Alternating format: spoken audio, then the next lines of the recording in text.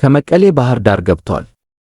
በባህር ዳር ከተማ አሰቃቂ ወንጀል ፈጽሞ ተሰውሮ የነበረው ግለሰብ በቁጥጥር ስር ውሏል። በወንጀል ፈጻሚው ተጠርጣሪ ላይ በተደረገ ሰፊ ክትትል መቀሌ ከተማ መኖሩ ተረጋግጦ በቁጥጥር ስር የዋለውን ተጠርጣሪ ዛሬ ወንጀሉን የፈጸመበት የባህር ዳር ከተማ ፖሊስ ተረክቧል። በአንዲት ወጣት ላይ እጅግ አሰቃቂ የአስገድዶ መድፈርና የግድያ ወንጀል ፈጽሞ ሲፈለግ የነበረው ተጠርጣሪ ያምራል አለበል ዓለሙ በፖሊስ ብርቱ ክትትል ውስጥ እንደነበር መግለጻችን ይታወቃል። ተጠርጣሪው ወንጀሉን ከፈጸመ በኋላ ወደ ትግራይ ክልል በማምራት በመቀሌ ከተማ ለመደበቅ ቢሞክርም የአማራ ክልል ፖሊስ ባዋቀረው ልዩ የክትትልና የኦፕሬሽን ቡድን ሌት ተቀን ሲደረግ በቆየው ክትትል አማካኝነት ትናንት መጋቢት 14 ቀን 2018 መቀሌ ከተማ ላይ በቁጥጥር ስር መዋሉን አሳውቀን ነበር።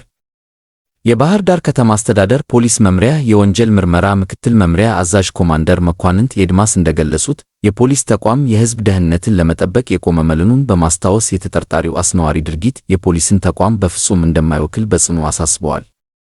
ድርጊቱ መላውን የክልሉን ሕዝብና የፖሊስ ሰራዊቱን በእጅጉ ያሳዘነ መሆኑንም አመላክተዋል። በአሁኑ ወቅት በምርመራ ክፍሉ ምርመራው እየተጣራ እንደሚገኝና የምርመራ ሂደቱ ተጠናቆ የፍርድ ውሳኔ ሲያገኝ ውጤቱ ለሕዝብ ይፋ እንደሚደረግ ኮማንደር መኳንንት አድማስ አስታውቀዋል። በየትኛውም ቦታም ሆነ ሁኔታ ወንጀል ፈጽሞ ማምለጥ እንደማይቻልም ኮማንደር መኳንንት አድማስ አረጋግጠዋል።